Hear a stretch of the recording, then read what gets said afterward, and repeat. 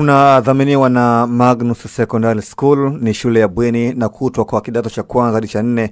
Ni shule bora yenye mazingira tulivu ya kujisomea. Habari njema kwa sasa ni kwamba Magnus wanatoa ufadhili wa ada ya masomo. Ni vizuri ama ni vema mzazi ukampeleka mtoto wako Magnus Secondary.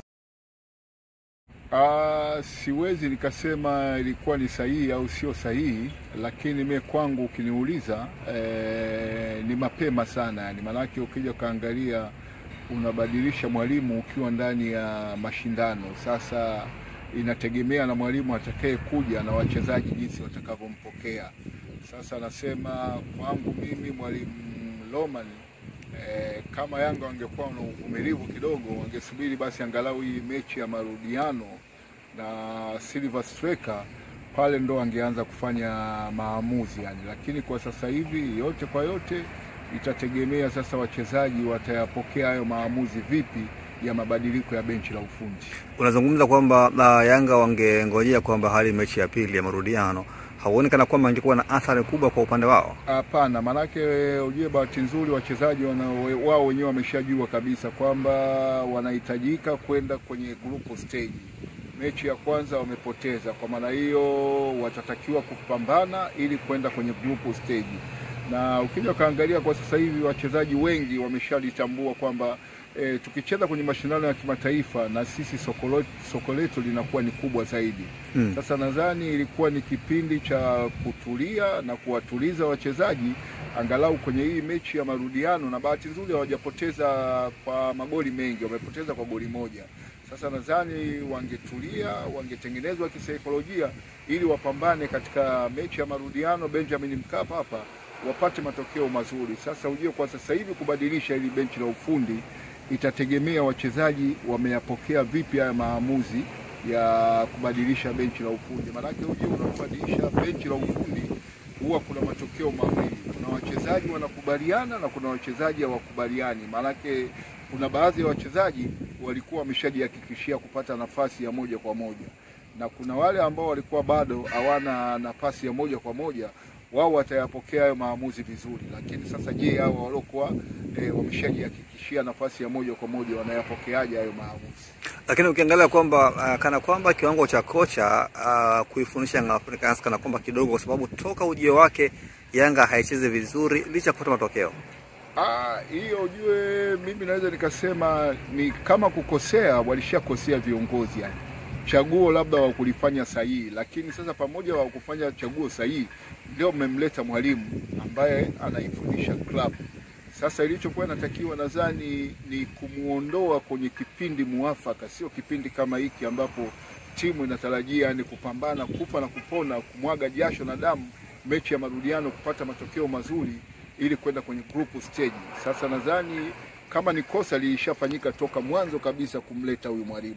Sasa naweza nikasema yote kwa yote mistake ilishafanyika. Sasa ilikuwa inatakiwa kipindi kama hiki ni utulivu, ulikuwa unatakiwa utawale, alafu baada ya kucheza mechi ya marudiano sasa ndio yangefanyika maamuzi yani.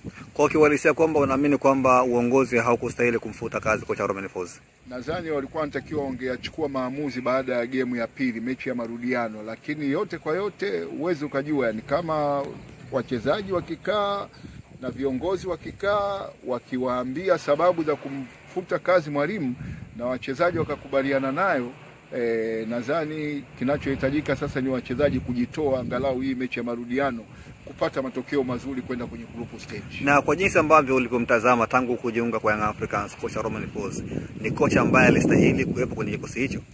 Mimi kwangu naweza nikasema ni mwalimu alikuwa anastahili. Maana ukija kaangalia toka kabidhiwe timu hii game na Silver Striker ndio mechi yake ya kwanza kupoteza.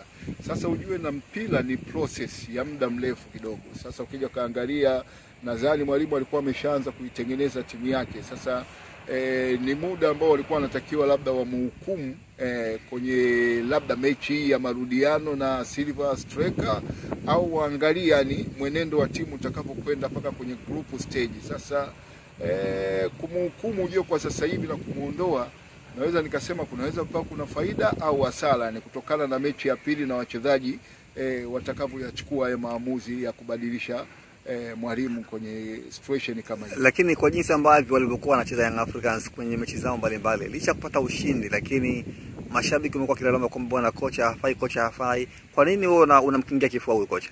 Maana yake ujue kwa sababu gani Saidi? Ujue hiyo ni kutokana na wachezaji waliokuwa nao. Ukija kaangalia Young Africa, kuna wachezaji ambao walikuwa ni muhimu sana wameondoka yani. Ameondoka Aucho, ameondoka Aziz Ki. Sasa wachezaji walioingia pale wamejaribu kuyaziba mapengo yao inavyopaswa. Na ukija kaangalia ujue kuna baadhi ya wachezaji wa Young Africa kwa sasa hivi viwango vyao kama vile unaona mwili kama vile umeshaanza kuchoka yani. Kuna mchezaji kama Mudassir, kuna mchezaji kama Maxi, kuna mchezaji unaweza ukasema kama Mzize kwa sasa hivi ana injury.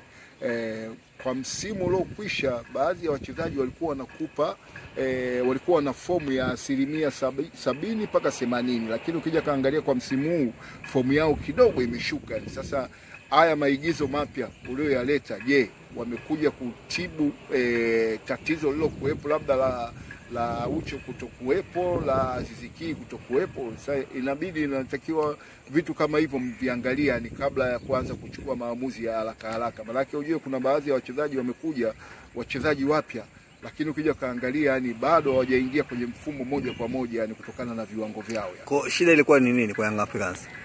Nadhani ujue shida kubwa kabisa ambacho kilikuwepo ni yale mapengo ya Aucho.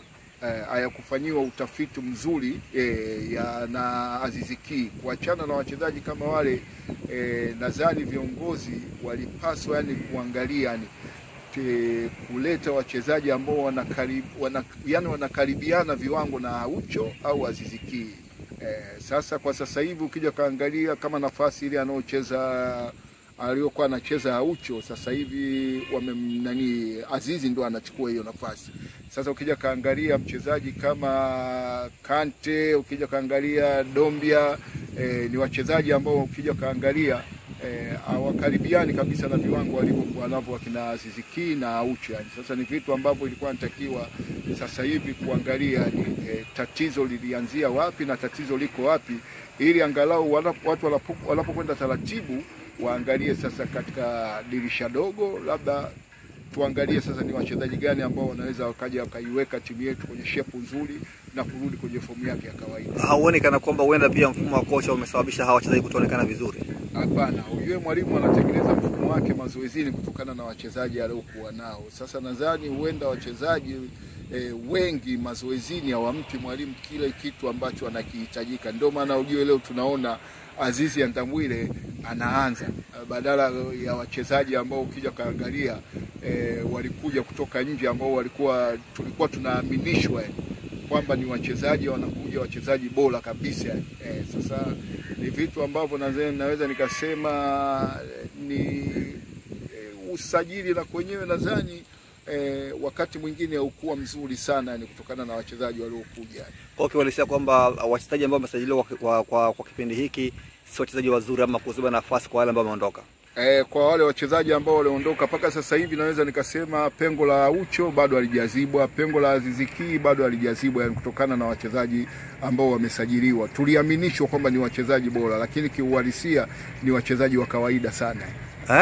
Ni wachezaji wa kawaida kwangu mimi yani.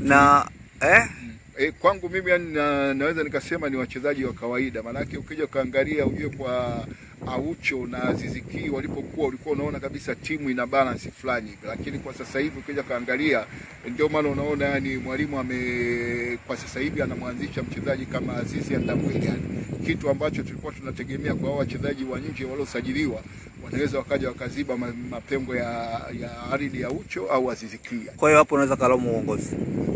Ujue wakati mwingine sajili ni patapotea, lakini nadhani kikubwa zaidi wangesema tu tumesajili wachezaji bora, lakini ujue kuaminisha kwamba tumesajili usajili ambao ni bora kuliko, nadhani hapo ndio walikosea viongozi yani, kwamba kusema hakuna sajili bora iliyofanyika kama ya msimu huu. Wangesema tu tumesajili wachezaji kwa ajili ya kuja kupambana kwenye timu, lakini ukiwaaminisha watu vitu vikubwa alafu kiuhalisia pale uwanjani hawaoni kitu, hiyo ndio kidogo inaleta doubt yani. Yanga unaiona vipi kwenye mechi ya marudiano, watafuza au la? Nadhani kama sasa hivi kukiwa kuna utulivu, viongozi wakikaa na wachezaji wakawatengeneza kisaikolojia, nadhani wanaweza wakapata matokeo mazuri, lakini haitakuwa kirahisi vile. Yani maanake unajua unapopoteza mechi ya kwanza, timu unaokuja kucheza nayo hapa nyumbani, unajua mechi za nyumbani siku zote huwa zinakuwa na pressure ya hali ya juu. Sasa nadhani ni wao wachezaji kukaa na viongozi kuangalia, yani waingie kwa mfumo gani, waingie kwa upambanaji gani, ili angalau kupata matokeo mazuri. Maanake na mbaya zaidi timu wanaocheza nao si timu ya kitoto yani. Silver Strikers nadhani tumeiona ni timu nzuri yani. Sasa inachotakiwa ni wachezaji kutulia, kupambana na kupata matokeo mazuri, pasipo labda kutaka kuonekana kila mchezaji labda hataki kufunga. Ni kutengenezeana sasa nafasi kwa ajili ya timu, si mchezaji individual. Na Yanga kwa sasa tayari washamfuta kazi kocha Romain Folz. Wanahitaji kocha wa aina gani kwa mtazamo wako wewe?